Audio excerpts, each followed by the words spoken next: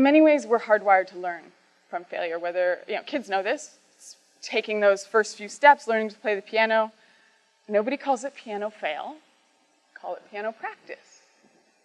Something happens as we become adults, though. We start to exert more control over our surroundings, do things we already know how to do. And I get it, the stakes are higher as adults, but that doesn't mean we can allow ourselves to stop trying, to stop practicing, to stop pushing ourselves to the edge of our capacities.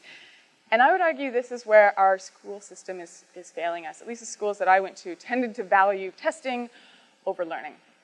Very early on, my capacity was tested. As it turns out, I am awful at just about everything associated with creativity. Drawing, singing, painting, music, art, dance, poetry, you name it, I am bad at it. On the other hand, I happen to be half decent at science and math, put me firmly in the science nerd category. But of course, these labels are ridiculous. Just because I'm not traditionally creative doesn't mean I can't create. There's art and creativity in the most groundbreaking science, and there's science and precision in the most wonderful works of art. And not to suggest that this is a groundbreaking piece of science, but in my grade 9 biology class, I decided to microwave my bean seeds. Honestly, just wanted to see what would happen. Secretly, I was hoping they would mutate. But as it turns out, my desire to create Teenage Mutant Ninja Beans doesn't actually earn you any marks.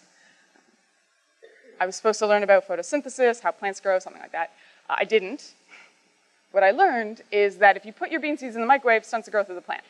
Anything more than 25 seconds, seed doesn't germinate at all. I thought that was kind of cool. My teacher did not. So when my seeds didn't grow, I failed. And I want you to consider that story and use it as a catalyst to unlearn everything that school taught you about failure. This idea of testing over learning is insane. You think that all the world needed of us was to be automatons, solving problems that have already been solved, asking no questions for 8 hours a day. In many ways, schools, or at least the ones that I went to, teach us to be consumers of knowledge. We take in information, spew it back out when we're asked. And don't get me wrong, I love learning from others. But when are we taught to self-authorize, to shake things up, do things differently, to truly create? I want every single person in this room to see yourself as a producer. And it's scary, and we're not taught how, and it will probably lose you marks on your bean project. But the world needs more from us than to be automatons simply doing what we're told. We are never going to imagine and discover the solutions to our most important and complex problems by consuming. We have to self-authorize to solve the problems we haven't been told how to yet. Of course, that's very hard. Because when we produce, experiment, try, create, we put a piece of ourselves out there for the world to judge. And when that doesn't go well, when we fail, it feels awful. So I want to dive into that a little bit deeper for the rest of the talk. I want every single person here to think of a time that you failed. Don't worry, I won't make you share it with anyone. But when was a time that you tried something that really mattered to you and it didn't work? What did that feel like? How did you react? What went through your head in the midst of that failure? We tend to take our failures rather personally, framing the narrative in our head in a way that's quite permanent and pervasive. As an example, not too long ago, I gave the closing keynote for the W100 event. It's an event that gathers all the top female entrepreneurs in Canada. Big deal to me. It was probably the worst talk I have ever given. And as I walked off the stage and out of that venue, my head hung in shame, I unlocked my bicycle, the skies opened up, and it poured rain.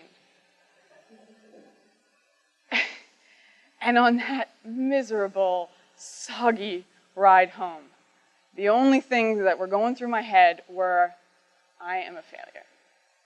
I'm a loser. I'm not smart. I'm not good enough. I'm an embarrassment.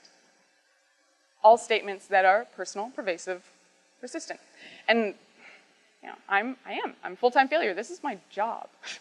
And I still felt that shame. So I can say with a certain amount of confidence that most of us could do with a little practice decoupling ego from activity in times of failure. And that's what I want to practice now. I want you to think of that same failure, but I want us to reframe that failure in terms of the effort we put in and what we learned.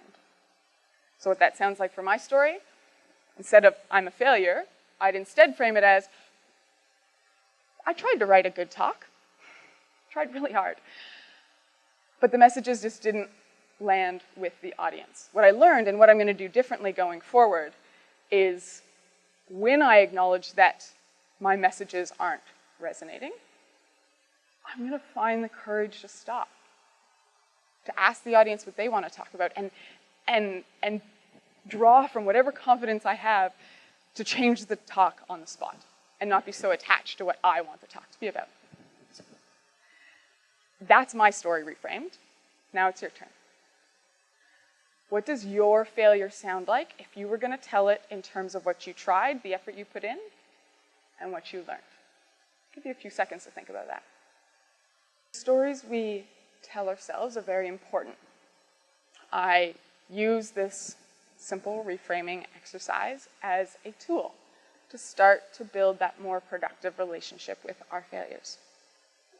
But I want to leave you with just one more tool, and for that, I'm going to call on my friend here, Benjamin Zander. Now, Benjamin Zander is an educator. He's also the conductor of the Boston Philharmonic Orchestra, and he has a few ideas about how we can build a more productive relationship with failure. It's very important to be right. The teacher is always right, and the students try to be right, and as one of these young ladies said, the best way to be right is not to say anything, then you won't be wrong. Now, I believe the exact opposite, which is you cannot learn anything unless you make a mistake. So I tell my students, when you make a mistake, celebrate. And the way to celebrate is like this. How fascinating! It's actually quite difficult. Try it out on the golf course next time you're out. You know why it's difficult is because when we make a mistake, we tend to pull down, the body pull down. Notice the next time you make a mistake, the body pulls down. Now, instead, when it pulls down, you go, how fascinating. It's like this. It's difficult to do, you know. Thank you, Ben. Always a pleasure.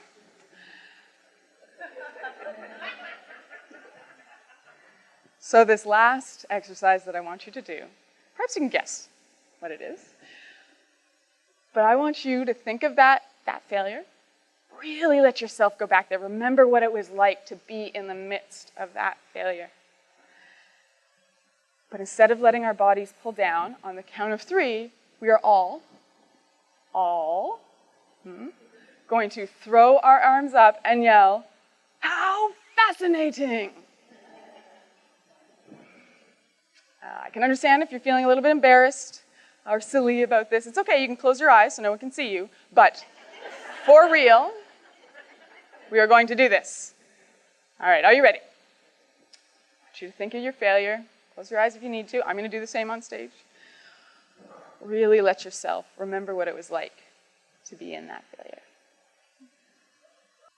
Instead of letting our bodies pull down, on the count of 3, 1, 2, 3. How fascinating!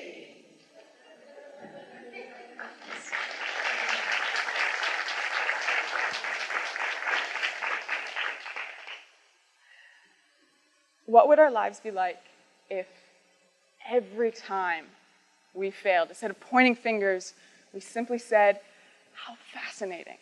What did I learn?